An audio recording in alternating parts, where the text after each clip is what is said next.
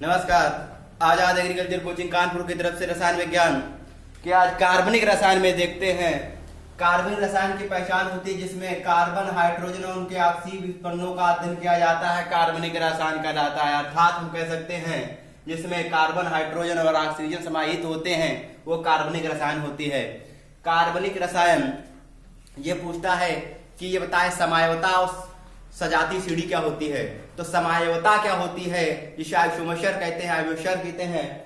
समायवता होती है जब एक सूत्र या एक कार्बनिक यौगिक से दो या दो से अधिक कार्बनिक यौगिक प्रदर्शित होते हैं, उसे हम समायवता कहते हैं। जैसे C2H6O, C2H6O, इससे क्या प्रदर्शित होता है? पहली बात C2H5OH, C2H5OH ये होता है हमारा एथिल एल्कोहल का सूत्र होता है। एथिल एल्कोहल का सूत्र होता है C2H5OH। और दूसरा हमारा होता है dimethyl ethyl ether. Dimethyl ether का सूत्र होता है CH3। देखो यहाँ पर कार्बन कितने हैं, एक निकल गया, हाइड्रोजन 6 है तो 3 निकल गए ऑक्सीजन, और CH3। डाइमेथिल ईथर का सूत्र होता है CH3OCH3। और एथिल अल्कोहल का सूत्र होता है हमारा C2H5OH। ये हमारे दो यौगिक को प्रदर्शित कर रहे हैं, कार्बनिक यौगिक को प्रदर्शित कर रहे हैं। इसे कहते हैं समायवता।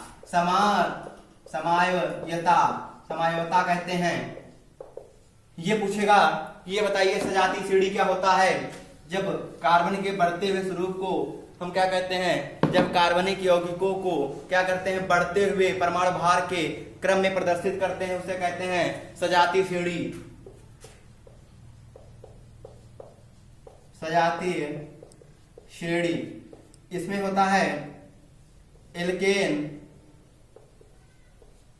एल्कीन और एल्काइन। और यहीं से हम बताएंगे IUPAC पद्धति कैसे निकालते हैं, ये फार्मूलों का भी प्रयोग होगा। Alkane, alkene, alkyne, alkane, alkene, alkyne. Alkane का फार्मूला क्या होता है, सूत्र क्या होता है एल्केन श्रेणी का? तो CnH2n+2। अर्थात इसमें क्या होगा, कार्बन एक एक बढ़ेगा और हाइड्रोजन क्या होंगे, दो दो के रूप में बढ़ेंगे। जैसे मेथेन, एथेन, ये सब किसके उदाहरण होते हैं, ये हमारे होते हैं एल्केन के। जैसे CH4 ये होता है मेथेन का। अब देखो कार्बन एक बढ़ेगा तो यहाँ एक तो है ही है, ये प्रदर्शित नहीं कर रहा है, तो यहाँ क्या हो जाएगा C2। और हाइड्रोजन देखो दो ऑलरेडी 4 है, यहाँ पर कितने बढ़ेंगे, 2, तो यहाँ क्या हो जाएगा H6। ये होता है सूत्र एथेन का। तो methane, ethane, propane, butane, hexane, नोटेन, डेक्टेन सब किसके हो जाएंगे, ये हमारे हो जाएंगे एल्केन श्रेणी के। किस श्रेणी में, सजाती श्रेणी के, एल्केन श्रेणी के हो जाएंगे। अब एल्कीन का देखते हैं फार्मूला क्या होता है, CnH2n। ना इसमें घटेंगे और ना बढ़ेंगे। इसका अगर पूछेगा उदाहरण क्या होता है, तो एथिलीन होता है। इसका उदाहरण क्या होता है, जिस प्रकार से इसका उदाहरण हमने बताया एल्केन का मेथेन और एथेन होता है, उसी प्रकार से एल्कीन का अगर उदाहरण पूछता है, एग्जाम्पल क्या होता है, तो एथिलीन होता है। और एथिलीन का सूत्र होता है C2H4।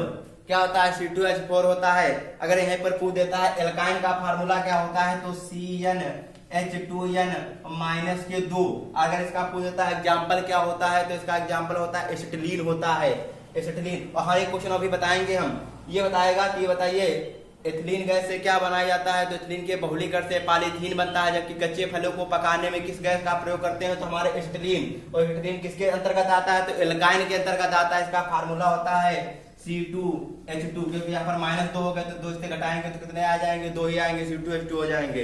ये हमारे होते हैं एल्केन, एल्केन और एल्काइन। अब पूछता है कार्बनिक यौगिक।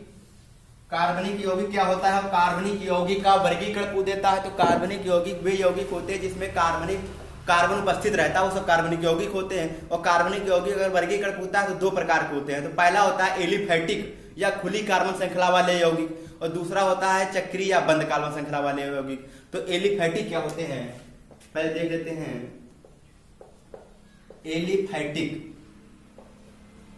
एलिफैटिक या खुली कार्बन श्रृंखला वाले यौगिक, इनकी उत्पत्ति अंग्रेजी शब्द के एलिफर शब्द से हुई। इन्हें वसी या चर्म भी कहते हैं। क्वेश्चन बन जाता है वसी या चर्म यौगिक कौन होते हैं, तो हमारे बताएंगे एलिफैटिक होते हैं। और एलिफैटिक की उत्पत्ति किससे हुई? अंग्रेजी शब्द के एलिफर से हुई। अगर पूछेगा इसका एग्जाम्पल कौन सा होता है, तो एग्जाम्पल एलिफैटिक का होता है मीथेन CH4। कैसे होता है? हमने बताया जो खुली कार्बन श्रृंखला वाले हों, अर्थात जैसे कार्बन, यहाँ पर देखो हमें एक चीज और याद रखना हमेशा, कार्बन की संयोजकता होती है 4। क्या होती है संयोजकता? 4 होती है। जब IUPAC में भी बताएंगे, उसमें बताएंगे बंध के द्वारा कैसे लगाया जाता है, एकल बंध, द्विबंध और त्रिबंध। अब देखते हैं कार्बन की संयोजकता जब 4 होती है, उसमें देखिए ये खुली कार्बन श्रृंखला वाले यौगिक है, कार्बन 1 है, हाइड्रोजन 4 है, अर्थात एक खुली श्रृंखला वाले यौगिक है, इसलिए कौन से हो गए? एलिफैटिक हो गए। दूसरा एग्जाम्पल पूछ देता है एथेन C2H6। इसमें देखो कार्बन 2 है, हाइड्रोजन 6 है, तो यहाँ पर क्या करेंगे, एक बंध लगा देंगे तो इसकी संयोजकता पूरी हो जाएगी। कार्बन की 1 2 3 4 1 2 3 4, अर्थात कार्बन की संयोजकता होती है 4। ये खुली कार्बन श्रृंखला वाले यौगिक होते हैं एलिफैटिक। अब देखते हैं चक्रीय या बंध श्रृंखला वाले यौगिक। तो चक्रीय या बंध श्रृंखला वाले जो कार्बन जो क्या होते हैं, बंध श्रृंखला में होते हैं। जैसे इसमें भी 2 प्रकार के होते हैं, पहला होता है कार्बोचक्रीय या समचक्रीय, दूसरा होता है विषम चक्रीय। चक्रीय या बंध श्रृंखला में भी दूसरा है चक्रीय या बंध श्रृंखला। बंध श्रृंखला में इसमें भी 2 प्रकार होते हैं, पहला हमने बताया समचक्रीय और दूसरा होता है विषम चक्रीय। तो पहला हम समचक्रीय देखते हैं, और समचक्रीय भी 2 प्रकार के होते हैं, पहला होता है एरोमेटिक यौगिक और दूसरा होता है एलिसाइक्लिक यौगिक होते हैं। तो समचक्रीय भी 2 प्रकार के होते हैं, पहला होता है एरोमेटिक। अब यहां से क्वेश्चन फिर पूछेगा कि एरोमेटिक यौगिक का उदाहरण होता है, एरोमेटिक यौगिक का उदाहरण होता है। तो एरोमेटिक की पहचान ही होती है, इसमें कार्बन के बीच में क्या होता है, जब बंध लगे होते हैं, सिंगल बॉन्ड डबल बॉन्ड एकल क्रम बंध में लगे होते हैं, इसमें क्या होता है, एरोमेटिक यौगिक शब्द की उत्पत्ति क्या हुई?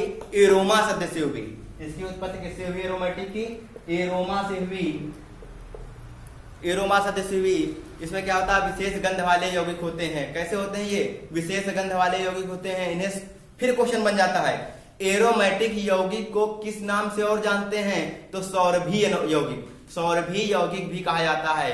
किस प्रकार के यौगिक होते हैं? सौरभीय यौगिक भी कहा जाता है। ये कार्बन परमाणुओं के बंध में क्या होते हैं? एकांतर क्रम में द्विबंध पाया जाता है। एकांतर क्रम में समझ रहे हो? एकांतर क्रम मतलब होता है single bond double bond single bond. जैसे हमने एग्जांपल दिया बेंजीन का, बेंजीन, तो बेंजीन होते हैं एरोमेटिक यौगिक। कैसे देखते हैं एरोमेटिक यौगिक में बेंजीन होता है? बेंजीन का सूत्र होता है C6H6। अब देखते हैं कार्बन कितने हैं? 6, 1 2 3 4 5 6। हाइड्रोजन कितने हैं? 6।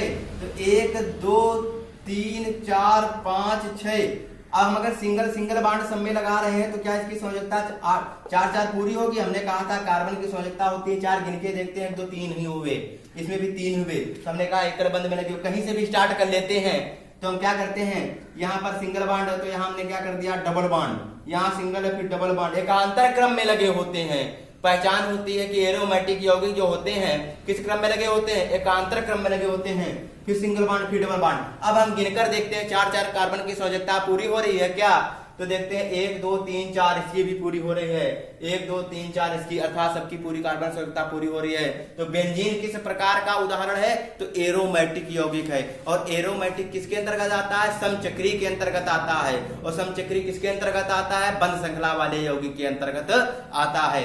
अब बेंजीन हुआ, फिनाल हुआ, फिनाल भी होता है 6H5OH, ये भी तुम्हारा कैसा है? एरोमेटिक यौगिक है। देख लेते हैं C6H5OH, ये तुम्हारा क्या होता है? फिनाल का सूत्र होता है, बेंजीन फिनाल। और इसमें भी क्या होता है? सेम उसी प्रकार से कार्बन कितने हैं? 6 और हाइड्रोजन कितने हैं? 5, 1 2 3 4 5। OH कहीं भी ले लेते हैं, यहाँ पर ले लेते हुए, ठीक उसी प्रकार से जिस प्रकार से हमने बेंजीन में एरोमेटिक यौगिक लगाया, single bond double bond single bond double bond single bond double bond, तब इसकी संयोजकता क्या हो जाएगी? 4 पूरी हो जाएगी, इसे हम कहते हैं एरोमेटिक। अब दूसरा देखते हैं एलिसाइक्लिक यौगिक क्या होते हैं। एलिसाइक्लिक यौगिक क्या होते हैं? एलिफैटिक के समान होते हैं और एरोमेटिक से भिन्न होते हैं। अर्थात इसमें क्या होते हैं? इसमें सिंगल बॉन्ड और डबल बॉन्ड एकांतर क्रम में नहीं पाया जाता है। इसमें क्या होता है? जैसे चक्री हेक्सेन, चक्री ब्यूटेन पूछेगा, चक्री हेक्सेन और चक्री ब्यूटेन किस प्रकार के होते हैं? तो एलिसाइक्लिक होते हैं।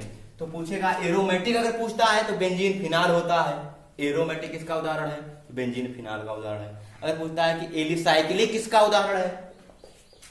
एलिसाइक्लिक,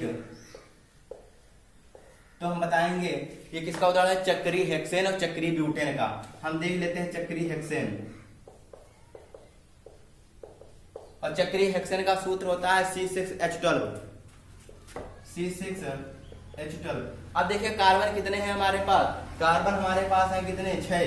तो 1 2 3 4 5 6। हमने कहा कि एलिफैटिक क्या होते हैं? एलिसाइक्लिक जो होते हैं एलिफैटिक के समान अर्थात खुली कार्बन श्रृंखला वाले यौगिक के समान, और क्या होते हैं? एरोमेटिक से भिन्न होते हैं। अर्थात यहाँ पर हाइड्रोजन कितने हैं? 12। तो हम अगर सबके पास 2 2 2 और 2 हाइड्रोजन रख देते हैं तो 12 हो जाएंगे, 6 दूनी 12। अब हम सब में क्या करते हैं? सिंगल बॉन्ड लगा देते हैं, तो हमारा क्या हो जाएगा?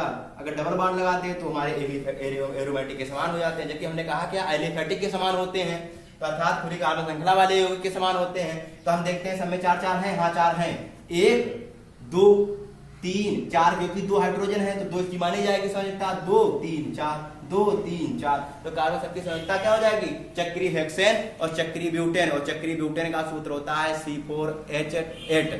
ये होता है। इसके सबके क्या हो जाएंगे एग्जाम्पल हमारे? ये हो जाएंगे एलिसाइक्लिक के उदाहरण। अब विषम चक्रीय देख लेते हैं। चक्रीय क्या होते हैं?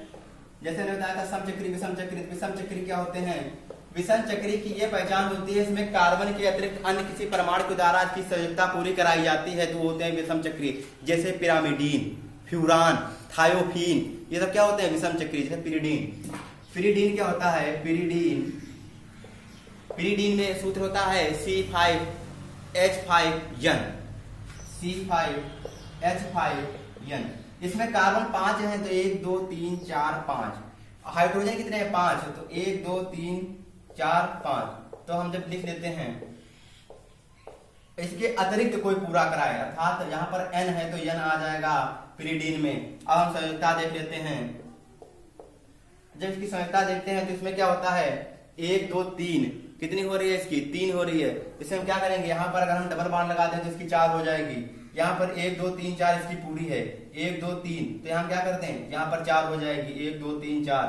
क्योंकि कार्बन के अतिरिक्त अन्य कोई आकर के इसकी संयोजकता पूरी कराए उसे हम कहते हैं विषम चक्रीय यौगिक। अगर पूछते पिरामिडीन या पिरिडीन या फ्यूरान किस प्रकार के यौगिक हैं, तो विषम चक्रीय यौगिक हैं। समचक्रीय या विषम चक्रीय तो सम नहीं है, कैसे हैं? विषम चक्रीय यौगिक हैं। अब देखते हैं इसमें क्या होता है। 1 2 3 4 इसकी पूरी है। 1 2 3, इसे नहीं पूरी तो क्या करेंगे? यहाँ पर 4 कर देंगे। अब देखते हैं 1 2 3 4 इसकी पूरी हो गई, तो यहाँ पर क्या हो जाएगा हमारा? ये पिरिडीन किसका उदाहरण है? विषम चक्रीय। अगर पूछते फ्यूरान किसका उदाहरण होता है? फ्यूरान का सूत्र होता है C4H4O।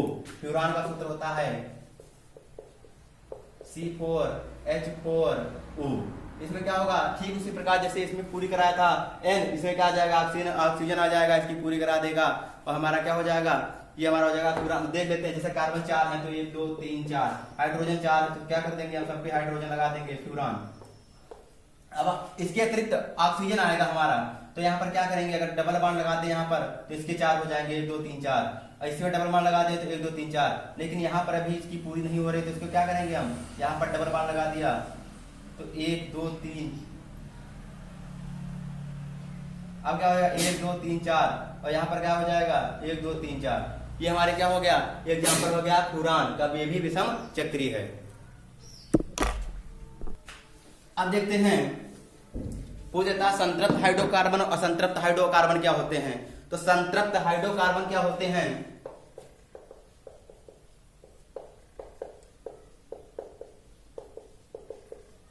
संतृप्त हाइड्रोकार्बन, देखिए संतृप्त हाइड्रोकार्बन वे होते हैं जिस कार्बन परमाणुओं के बंध में, या कह सकते हैं कार्बन कार्बन के बीच में सिंगल बंध द्वारा की संयोजकता पूरी कराई जाती है, एकल बंध द्वारा संयोजकता पूरी कराई जाती है, उसे हम कहते हैं संतृप्त हाइड्रोकार्बन।